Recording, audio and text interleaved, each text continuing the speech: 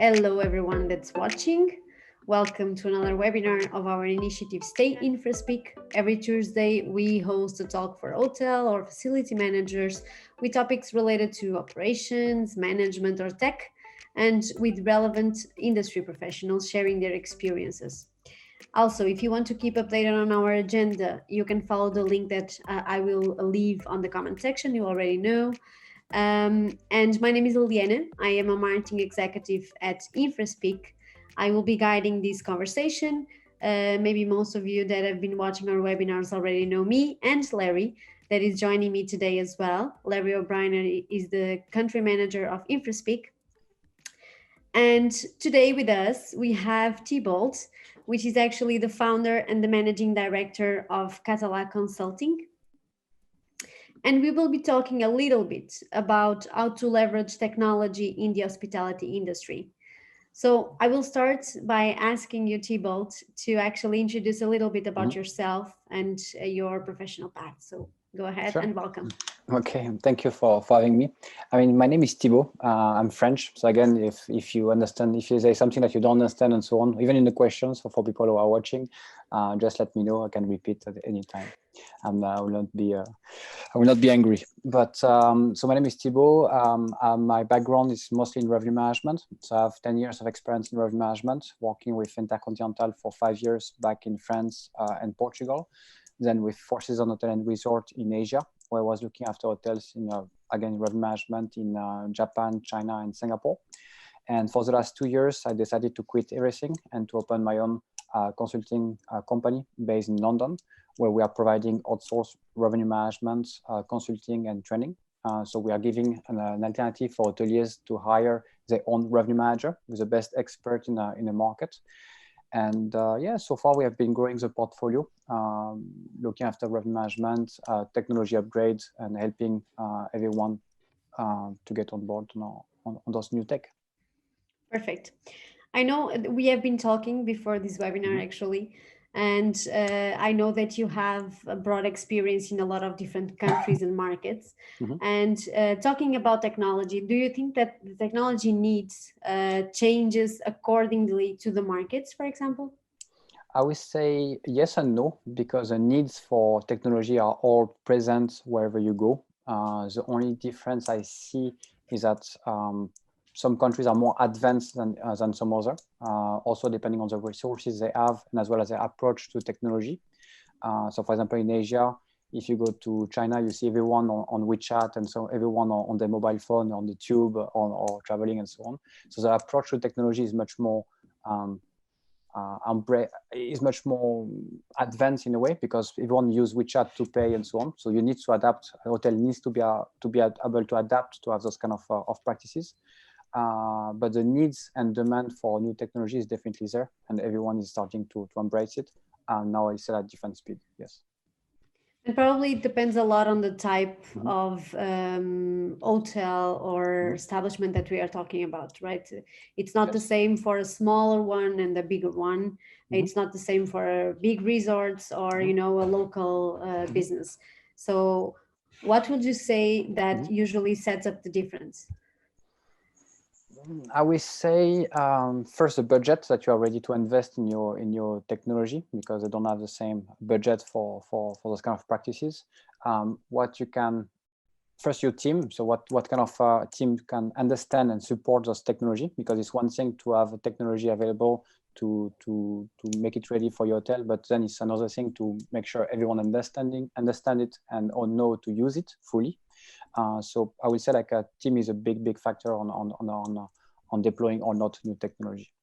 Now I believe everyone needs to embrace it, even at a small level or at more advanced, more a bigger stage. But everyone needs to go on this trend for sure. Larry, since you work in technology specifically in the UK, what would you say that it's the scenario in the UK? So most of the hotels have adopted technology solutions. Most of them are still trying to figure out what is important or not. What would you say? Are they open to adopt new technologies? Yeah, as Thibault says correctly, the need is the same across country, across hotel size, shape, etc. The difference in countries specifically is the localization and the cultural impact that you come back to with solutions. I mean, we provide a technology solution in multiple languages in multiple countries, so you have to address those elements. But I think the bigger issue you've got is how people are trying to address the need and the kind of overhead they're having to take on with the need. There's a lot of classic solutions in the hotel environment that, shall we say, have a large overhead, a large technology debt comes with them, which basically means they're expensive to operate, sometimes expensive to implement, etc. A lot of the products that are available in the market now obviously come without that technology debt. They're in the cloud. They're designed to be much more agile, much easier to use, to deploy. So a hotel most times will realize that actually moving to a more modern technology base has a lot more advantages for them in terms of easier for staff to use, because it might be language compatible, where you've got overseas staff working in the hospitality industry, as we know what happens in the UK. It's more familiar, there's less training overhead, all of those sort of things. So there's a lot of advantages to be gained from looking at a modern, maybe more hybrid type solution. Okay, perfect. And Thibault, what do you say that are the kind of technologies that for today will be absolutely crucial, like no matter the size of the hotel we're talking about?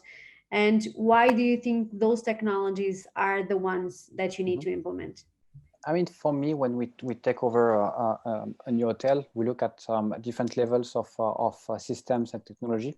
The first one, we start with a PMS, a property management system, which I believe is at the center of everything, because you need to look at all your structures that you want to build, and you need to start with a PMS first. So PMS can be the big one with the monopoly, can be like Opera, or it can be the more innovative in the cloud, such as Muse, Apaleo, Clock. So you have like different PMS in the market at different stage. And then once you have your PMS, you look at your channel manager, which one are connecting to your PMS first, and because they all need to be connected to each other. Channel manager is another big one, such as SiteMinder, where you can connect with different OTAs and different GDS, for example. And then for us specifically, we look at revenue management systems. So it can be Ideas, Duetto, Pace, Atomize, where it helped us with our tactics like pricing, forecast, reporting, all this kind of stuff. So we select the big three of technology in order: PMS, channel manager, revenue management system, and then we will include different systems on top of it, depending on the needs of an expectation of each hotel, such as POS, maintenance systems. It can be key cards from the hotels. We have a lot of different systems that we will need to include in this technology stack, but we all start with a PMS, which is the most important in my opinion. Okay, makes sense. Do you agree, Larry? Yeah, no, understand that. Effectively, the hotel, a lot of the time, the thought process is front of house. It's all about how you're getting the bookings in, how you're dealing with your customer satisfaction, etc. I mean, the other bits that add into that with the new and emerging technologies are things like where we've come from, you know, where you look at your computerized maintenance management system, moving it away from your traditional legacy back office based system to a more automated solution, working on handheld, empowering the maintenance engineers, the third-party engineers, and also your housekeeping staff. Stupid things like, rather than waiting until the end of the day for somebody to report that they've finished the 4th floor, it's actually known that when room 401 is free, you know, because the person's moved out, you've finished the clean, you've done all the work, that integrates back to your booking and reservation system, and they can let the guest in early. And also things like, you know, making sure you can address the customer satisfaction levels of the guest by automating tasks more, being more responsive, compressing the SLA, the amount of time it takes you to do things. So all those things are really good. And then the emerging technologies you've got coming through in terms of the Internet of Things, the going on from your building management system, which historically might have integrated to your PMS, might have, moving to the fact that now what you'll have is sensor arrays, telling you that the heating's too high automatically, that it's too low, that you've got light problems here, that there's heavy density of flow traffic going through these areas, that maybe this washroom, because it's near the event hall, has been used much more than you were expecting, and those linking back then into something like a maintenance management system to actually get people to drive that service level again. For me in the hotel, it's always service level, service level, service level, customer satisfaction. True. I was actually thinking and taking some notes because the fact that we have other softwares integrating with your PMS is probably one of the biggest reasons why you will choose that software specifically. So when you choose the PMS, after that is only finding softwares that can actually integrate with that PMS that you already have, because it's a big effort to select one. So that is my next question, actually, Thibault. So what do you say that managers are looking for when they are deciding for a technology or for a software in specific? So what are they usually looking for? What's the process of selecting a software? Again, it really depends on the size of your property and what you are looking for when selecting this kind of system. I will say people are looking for a system which is user friendly. They're looking for something which is cloud-based, much more simple to use and cloud-based. That's a new system that you see. I'm talking about mostly the PMS, but I can talk to other systems as well. But number one, user friendliness, the vision of the company. So not only the system itself, but as well the vision that we have, because a lot of hotels are investing into new system from startup. And so you buy a product, but what you may end up in 5 years, 10 years down the line may change a bit more compared to what you have as of today. So it's important to invest in a vision and as well as an idea, because it's a startup. Okay, so you need to make sure it's in line with what you expect from the system, and as well having some kind of flexibility to plug out those kind of system, not like as you mentioned, Larry, of the big legacy system where you plug the system once and then you're stuck with it for 20, 30 years. I think those kind of model are completely dying. And now the model, people are not afraid to change and to try new systems. I've seen, with some of my clients, people using at the same time different systems for the same product, testing it for a few weeks, and then at the end of the few weeks, deciding which one they will go for, because they had more, they were more easy to use, and the team prefers this one also. So it's the end of you select with one and you are stuck with this one forever. Now it's more about trying new things, try what is working, you continue with it, and what is not working, you change. So I feel there is a new mindset of people and system being more agile on their approach to technology. And I believe that's a new emerging trend that you see for new tech. Okay, we were talking about guest experience. So how can exactly technology can impact guest experience if we go into detail on this topic? So how can we, use softwares or anything to actually make the experience of our guests better? For me or for Larry? For you, Thibault, first. For me, okay, Sorry. good. Go ahead. I mean, on my side, I will say as well, the website, it's very important to have a modern website and using the technology you can with your booking engine and your website, because the online booking and the reservation process is at the beginning of the customer journey. So it's very important to have a great experience at this stage as well. So you have making sure it's a mobile friendly, making sure it's easy to use, you have great conversion. You can as well do some personalized pricing or personalized packages. I've seen some booking engine where, depending on where you are coming from, or depending on your cookies on your online experience, you will have different offers or different room types or different packages appearing for you, making the booking experience an experience, actually, not only a booking process, if you follow me. So we say like the booking engine and the booking experience is the first one that you can enhance with technology, the guest experience. Second one, I would say the online reputation, because today you have a lot more reviews from everywhere, making sure the hotel gather all those reviews and can answer and follow up with each of the client and reviews. That's super important and difficult to do, because as much we have a lot of data out there. And then everything which is related to new technologies, such as the Internet of Things and guest temperature, air conditionings, air or health and safety measure, which is actually quite an important topic nowadays. Can be the robots who are going into the room for in-home dining. So you have actually quite a lot of things where you can enhance the customer journey. Just a funny story on this one.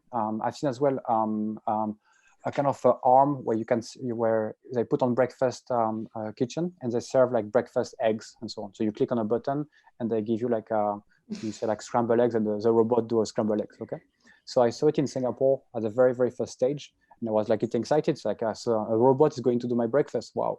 And then you select my breakfast. My it was like a poached egg or whatever. So he did it everything. He took the egg, he broke it, and then he did it. I said like, okay, put your plate. So I put my plate like this, and then at the last time, everything was ready. The robot took it and put it away. I was like, okay, that's not yet 100% ready. So sometimes technology, there's some limitation. And you always have to have this kind of human contact and human interaction with the new technology, because if not, you end up like this robot throwing away my breakfast. Yeah. That's sad to start the day with a robot throwing away your breakfast. I was like crying on this especially when it was almost in your plate. Yeah, I was like so excited. I had it. I saw it in my plate, but no. So near yet so far. So yeah. You know, I was thinking, because we have a lot of softwares on the front office that can actually indeed improve this guest experience. But sometimes we also have, and sometimes you don't think about it that much, but we have back office, I would call them like that, back office softwares, as is, for example, InfraSpeak, that I know perfectly, which is a software that you can use to for maintenance management, which is actually something that guests are not thinking about it even. But if you do maintenance correctly, then they won't notice and they will have a better experience, even though it's not directly for them. So Larry, could you talk a little bit about this? You can use our example, because, well, it's the one that we know best. But I think it's also important for us to understand that not only, and managers should understand this, not only the front office softwares are important to keep the hotel running and offering a best experience, right? I think it's good to pick up on a couple of bits also that Thibault mentioned a moment ago. If you think of maintenance, maintenance is hidden. Nobody shouts when the lights are on 364 days of the year. Everybody gets very excited when all the lights go out. You know, that's kind of maintenance. It's hidden a lot of the time. The other thing about maintenance management systems is, you know, the older systems are the classic on-premise type solution. Moving to a modern cloud-based solution has to be first and foremost for everybody. Also, the software service, or the software as a service cloud model you buy now will not be the model you have in 3, 4, or 5 years, because it's continually evolving and enhancing, and you're getting all that added functionality, so that it's evolving with you and you're both going through that evolutionary process. Now that's really critical, because it comes to the integration to the front office systems, as you've already mentioned. So like, I can talk about our solution. We have an open API. So we're all about being able to integrate to the front office systems, being able to link up to the Internet of Things, being able to link into your builder management system or your sensor arrays, etc. But really, everything is doing is allowing you to drive that customer service.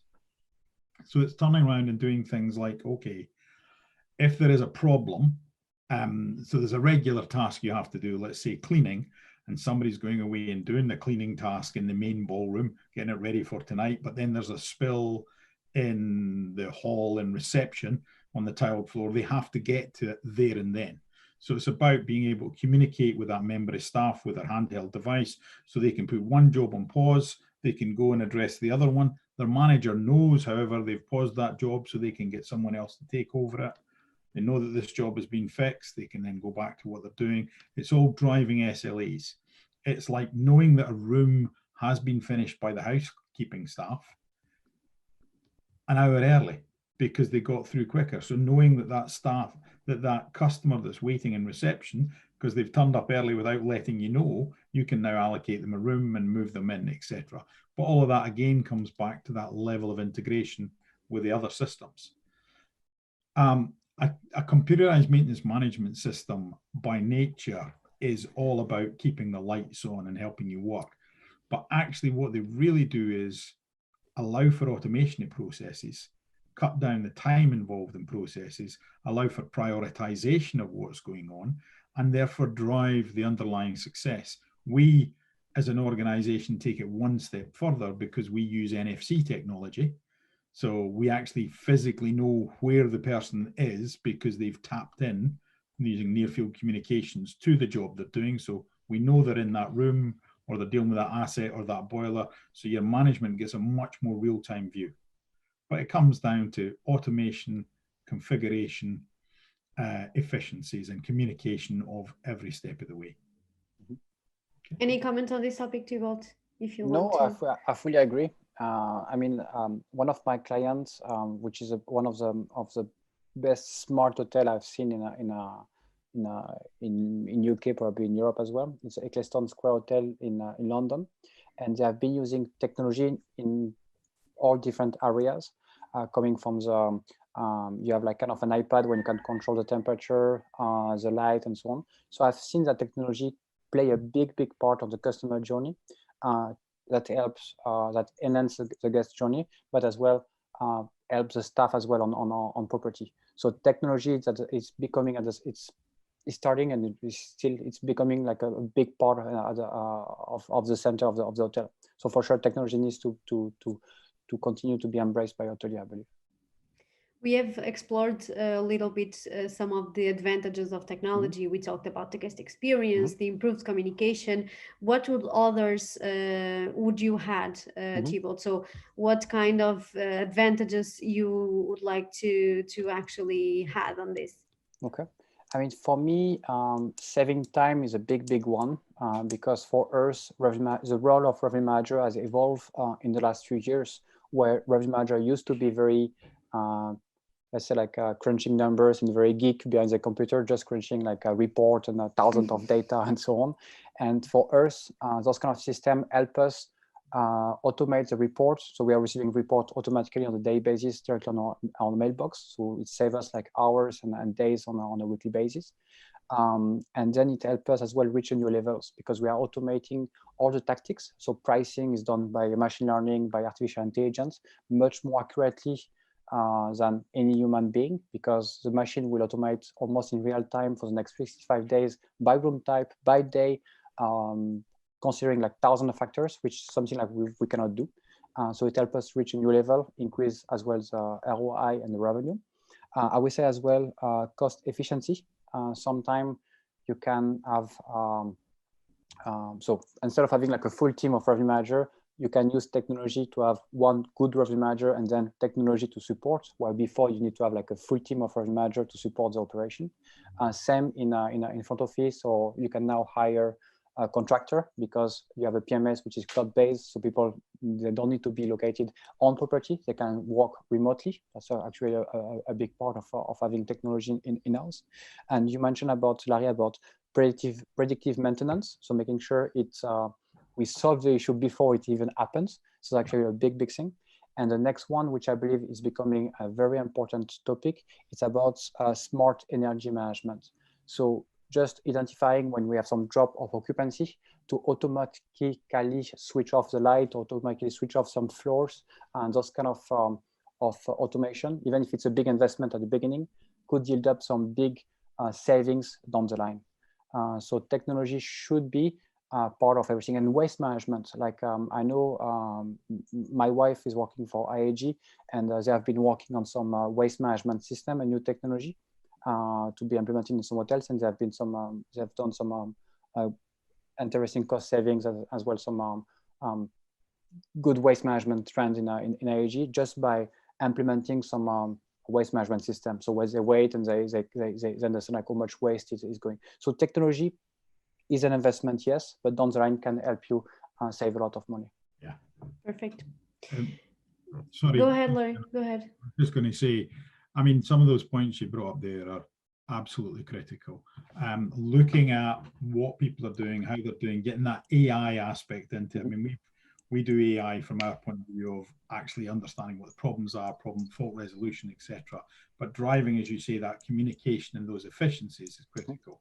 I also think one of the biggest pieces that you've got is user adoption. Mhm. You know, in any system, a system stands or fails based on user adoption. So actually making sure that your customer, i.e. the user of the system, understands it and sees the benefit to them in using it, Mhm. whether that's your end customer booking the hotel room, or your housekeeping, or your management team, or your engineering team. You know, that user adoption makes a big difference, because all of this stuff keeps coming back to data. Mhm. The more data you capture, revenue management, the more seasonality trends, the more you understand what's going on, Yeah. the type of rooms people are booking.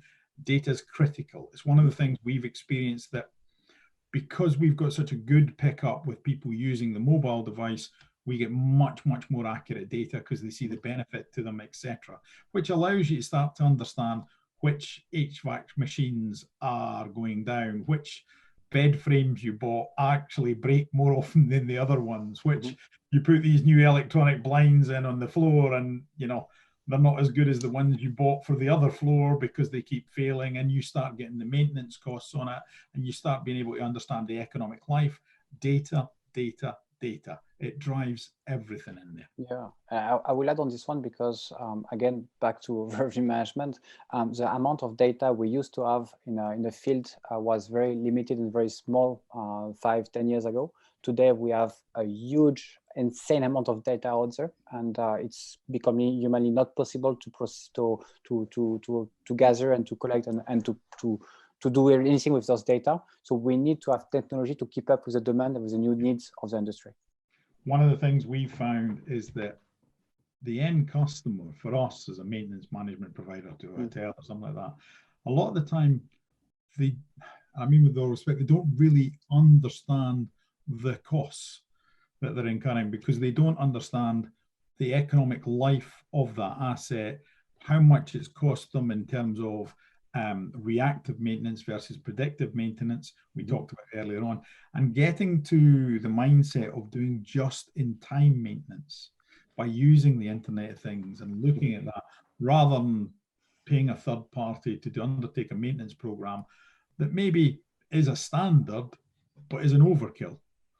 You know, there's costs on that. Just-in-time maintenance, actually being able to understand what you're spending, when you're spending it, why you're spending it, and should you spend it, or should you just replace that item? It's all about data. I agree. Yeah. True indeed. And we have been talking about advantages, but what kind of challenges do you believe, Thibault, that technology and implementing new softwares on hotels or new technologies in general can bring? For me, the biggest one, and that's my personal opinion, but I'm also freaked out about this topic, it's cybersecurity. Because with a new trend of new technology adoption, you have a new trend as well coming from hackers and from people trying to exploit those kind of new breaches into technology. And at one point, I'm just scared that someone will take control of my fridge, and my fridge will start to eat me, or something like this. But that's something like that can happen today because everything is connected. So if someone has access to your phone, actually can control a lot of things behind you. So cybersecurity is a number one thing. So if you don't have a kind of a contingency plan or so, do it today. Activate the 2FA security code on any system that you have, be it on Facebook, Gmail, or whatever. The two authentication, that's one of the biggest things. So do it if you listen to me. And then I will say like a data protection. I mean, you have now the GDPR in Europe, which is very important. So making sure we protect those data and we know to control it is also linked to cyber security. And last but not the least, for hotels specifically, technology is good, but don't forget the human connection and the guest experience, because people are coming to your hotel not to play with the robots, or maybe they are, I don't know, but they are mostly coming to talk to the guest and have an experience with the staff. And the staff is the number one key element of your guest experience and guest satisfaction. So yes, embrace technology, but don't forget about the guest, and don't forget to engage with your guest. Okay. So I think you need to find the right balance between those two, and don't think about replacing those kind of guest engagement with technology. We just need to find the right balance with the right customer, but don't forget about the human interaction. I think it's important. True I indeed. think one other thing that you need to put in there, which is going to be the in-room experience, because of the COVID-19 situation, everything like that. I think a lot more people are going to be looking to use their phone to control everything in the room. They're not going to be wanting to go to a grubby keyboard or pick up a grubby remote control. They're going to want to have downloaded an app and continue that app experience once they're in the room.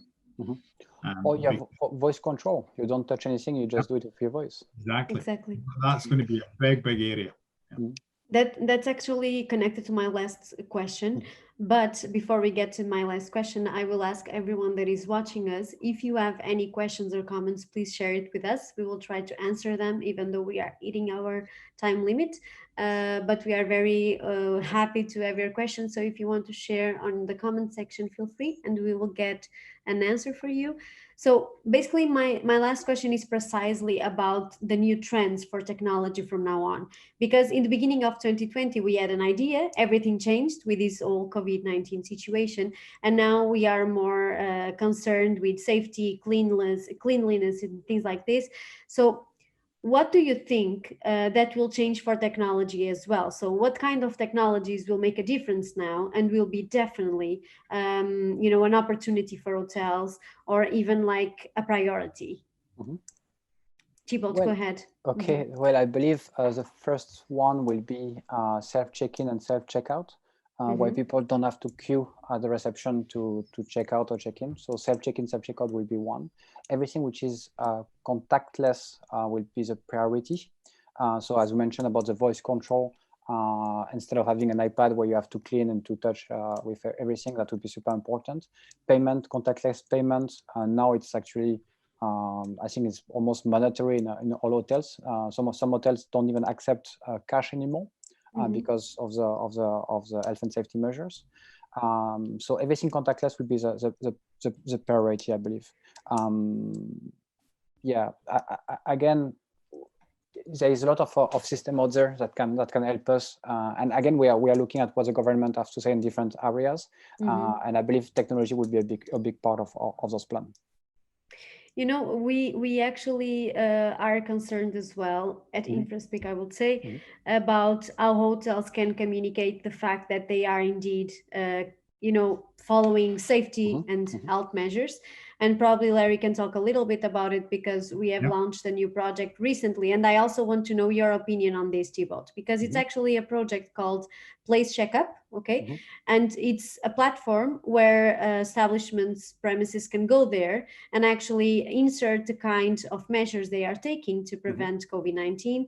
And then the consumers in a second version will be able to go there and see what kind of seal do you have, what kind of badge.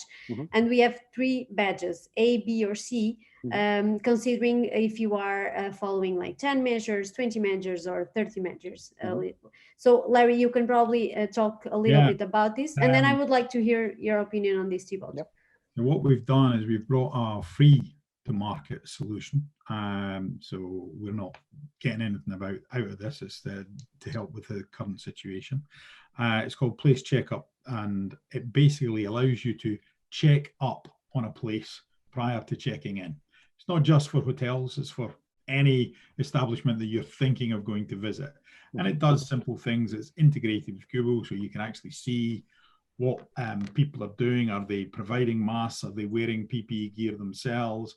Are they respecting physical distancing rather than social distancing, which I think is a weird term?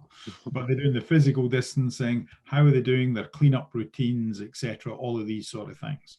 And it allows organizations to self-register, as Liliana said. It allows them to say what they're providing and what they're doing. And then it asks them a series of questions that allows them then to score themselves on how they're performing. We obviously, with that, we're also giving an audit capability so that if people subsequently need to rescore, then we have to take that on board. But then we're also making it available to the wider public so that the public can make their own comments and do things like this. And it's purely and simply, if I'm going to a hotel, I want to know that they are physically distancing. I'm not having to queue up to get in the door. I want to understand that they're providing hand sanitizers at the door and everywhere. And I want to know what else they've done before I go and stay there for 2 or 3 days and leave my comfort bubble. So it's just it's to help people understand what establishments are doing and how they're going about it. So we've just launched it as of yesterday, last night, and people are getting to know about it today, and we're just promoting it. So it'd be interesting to understand what you think of that sort of approach.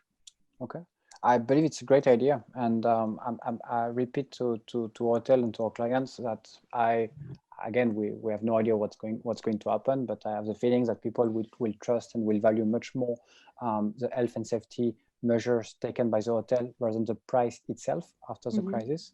So it's important to show some badges and to communicate with guests what you are doing to respect those kind of health and safety measures. Now, a badge or something, it makes total sense. And I would love to see something more global happening, such as from the WHO, where they have like a stamp for global hotels. They just say like, that's the one that you need to look for. So I fully agree, and I think it makes total sense with your initiatives. What we've actually done there is we've followed the WHO guidelines. So that's the questionnaire that people are using. So exactly for that reason, and we're making this product.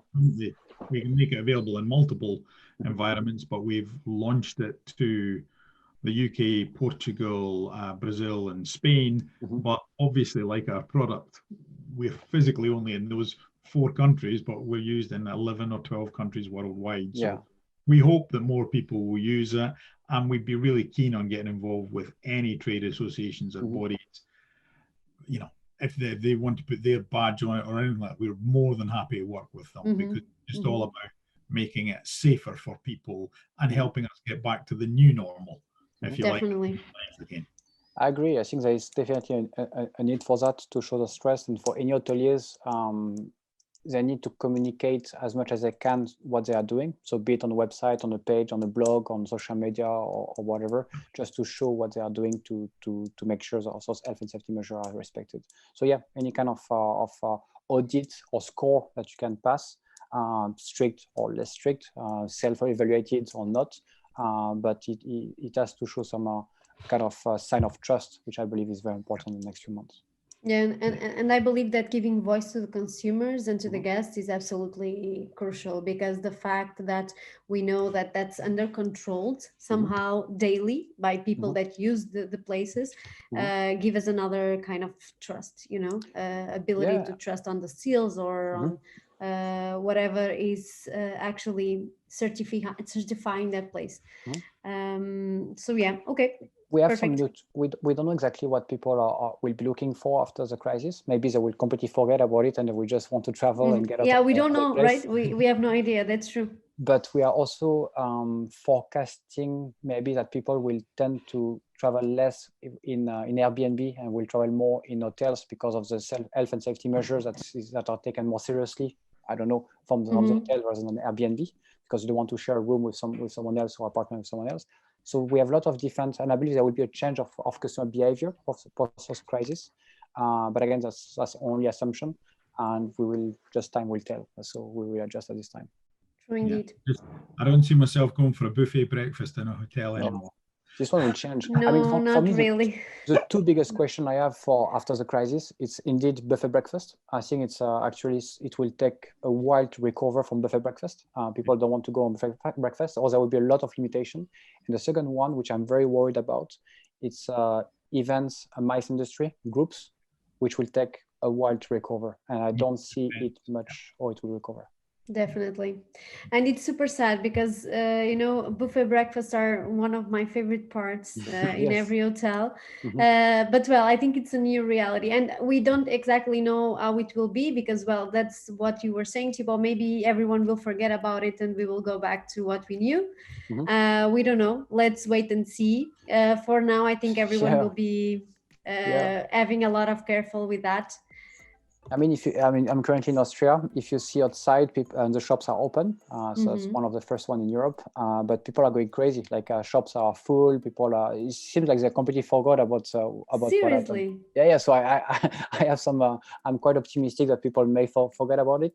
I'm not sure if they need to forget or they have to forget, because it's if they forget too much, then we can go back to square one from in the next few months. That's not the plan. Definitely. So again, I believe we need to see how it's gone and to adjust accordingly. But yeah, if you listen and the government tell you to stay home, please stay home. Yes, indeed. Okay, so we are past the time limit. We didn't add any questions, unfortunately, but if you still want to make some questions after this, please do, because we will be available to keep answering all your questions through our LinkedIn pages. So feel free to reach out to us. Thank you all for taking the time to watch this webinar. And thank you, Thibault and Larry, to be with us and to take the time to participate in this webinar. So we will be back next Thursday. Stay tuned on Stay InfraSpeak. Thank you, guys. Bye-bye. Bye. Bye-bye.